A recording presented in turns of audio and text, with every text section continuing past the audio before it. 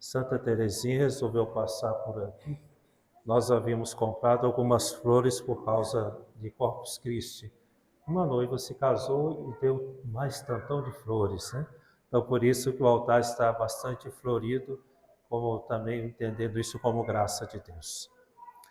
Quando nós ouvimos falar da história de Édipo, aquele da mitologia, ele tem uma coisa curiosa. Primeiro que ele caminhando e ele se depara com a esfinge. E a esfinge ia dizer a ele, diga-me ou me decifra-me, eu te devoro. E a pergunta, muitos até já sabem, a esfinge perguntou, olha, o que é aquilo que de manhã caminha sobre 4 patas, ao meio-dia sobre 2 e ao entardecer sobre 3? E Édipo prontamente respondeu, é o homem.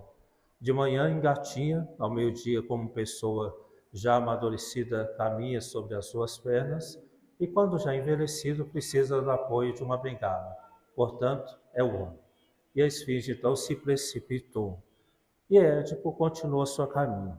No entanto, mesmo que ele tenha respondido que eu sou, o seu fim é trágico, porque sabemos que ele se encantou com a própria imagem no lago, se apaixonou de tal modo que ele acabou morrendo ali.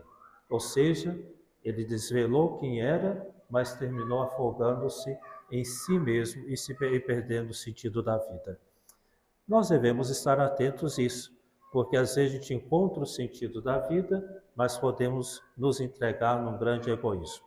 Jesus, hoje no Evangelho, faz a pergunta: quem diz o povo que eu sou? Essa é uma pergunta muito importante para todos nós. Devemos saber dizer quem eu sou. Às vezes nós temos respostas muito periféricas. Confundimos o que eu sou com o meu trabalho, confundo o que eu sou com as coisas que eu consigo fazer, me confundo inclusive na opinião dos outros. Tanto é que na primeira parte, Jesus ouve dos discípulos o que está todo mundo dizendo. E aí então eles vão dizer Elias, João Batista, alguns dos profetas. Então muitas pessoas têm opiniões sobre o Cristo, como também às vezes a gente fica apoiado na opinião dos outros. O que estão falando de mim? Estão falando mal? E a gente fica sobressaltado. A gente fica muito determinado pelo que os outros dizem.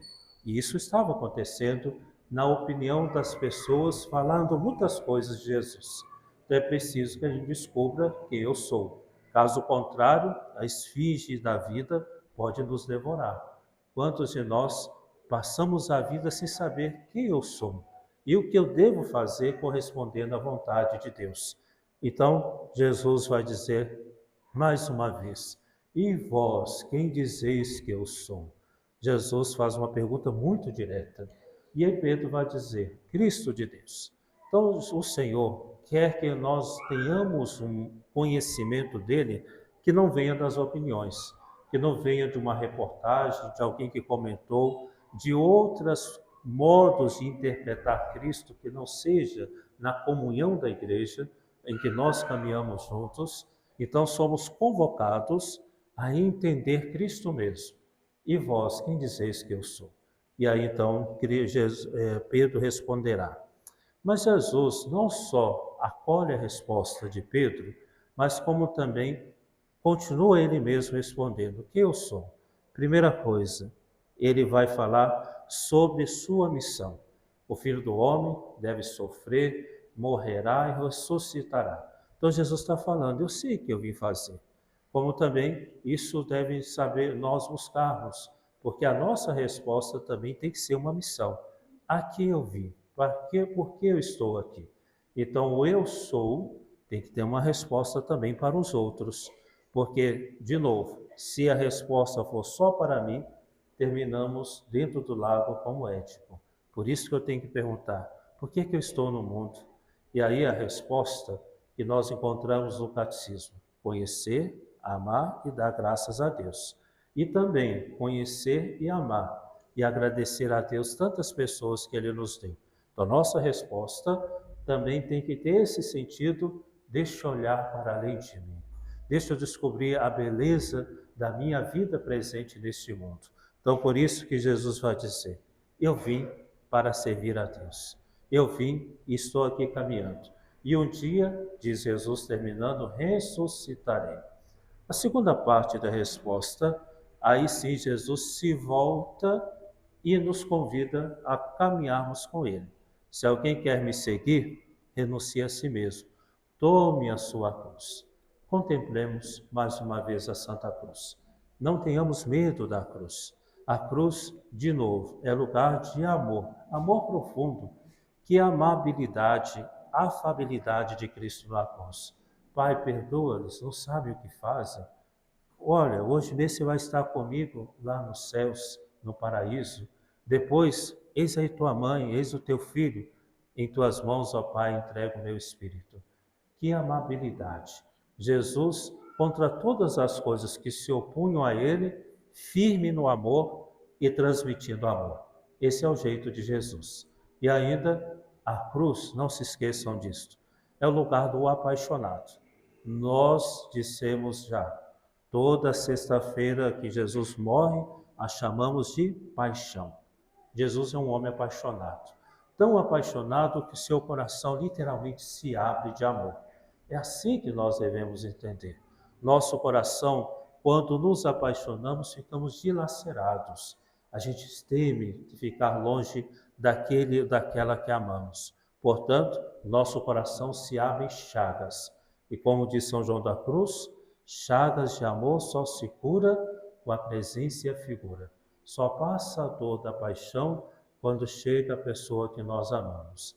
É assim que devemos entender a cruz. O que no final dos contos devemos entender? Muitos de nós passamos a vida temendo amar. A gente não quer arriscar. A gente quer ter uma vida segura, feita de coisas seguras, sem passar pelas dores da paixão, sem querer se apaixonar, e vivemos uma vida medíocre. Medíocre no trabalho, medíocre na relação matrimonial, medíocres na relação com os amigos, mais ou menos com todo mundo. E aí, no declinar do dia, a gente vai pensando que a nossa vida se esvaiu, porque nós deixamos de nos apaixonar. Então, assim, tome a sua cruz, não tenha medo, renuncie. Quem quiser se proteger, perdeu a vida. Mas quem se gastar em paixão como Cristo, esse sim encontrou o sentido da vida. Filhos e filhas amadas, quando nos perguntarem quem é você, que possamos responder com os olhos e os braços abertos colocados no mundo e no céu. Eu sou Cristo, como sugere São Paulo na segunda leitura. Eu amo o mundo apaixonadamente. Eu amo tudo que o Senhor colocou em minha vida, apesar de tudo que o mundo ou as coisas podem trazer em dores e sofrimentos. Mas eu quero ser inteiramente do Senhor. Celebramos hoje dois santos, João Fischer e Tomás Moros. João Fischer foi bispo e Tomás Moros era um senhor casado e se tornou vice-chanceler do governo britânico na Inglaterra no século XVI. Ele era amigo de Erasmo de Roterdã, que era também um grande pensador e filósofo do século XVI. Tomás Moros, quando chegou o momento daquela dificuldade de Henrique VIII com Ana Bolena, ele resolveu manter-se fiel ao Papa. Ele não concordou com o divórcio de Henrique VIII e um segundo casamento.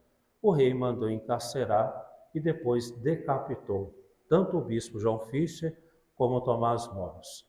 Estamos diante de um homem de uma grande envergadura.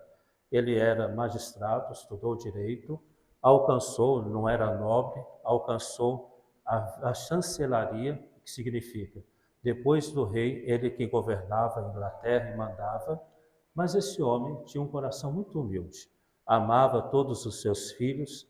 A carta que ele escreve à filha mais velha, Margarida, dizendo assim: mantenha-se firme em Deus. O que acontece a mim não deve tirar-lhes a fé, mas alimentá-las. E no momento de perseguição ele disse: não vamos empobrecer de uma vez só. Vamos com dignidade, diminuindo as coisas, nos tornando sóbrios, e se for um dia necessário, sairemos juntos com os nossos sacos, pedindo pão a quem pode nos dar e nos ajudar. Que humildade deste homem, que diante de uma adversidade muito grave, que acabou separando a igreja da Inglaterra da igreja romana, mas esse homem manteve-se firme à verdade. Eu sugiro então, sobretudo aos homens presentes, inspirem-se nele, homem muito profissional, um ótimo pai de família e um homem santo. Que assim então, inspirados nesse grande homem, e de aliás de uma sutileza, a oração do bom humor é dele. E ele termina a oração, e eu concluo com isso, quando ele diz assim: Senhor, dá-me fome, mas também algo para comer. Dá-me amigos e a graça de estar com eles. Mas eu te peço, Senhor, me afasta de uma coisa que pode me tirar do céu, o meu eu. Amém. Que ele, São João Fichte, Tomás Moros e nossa mãe interceda por nós.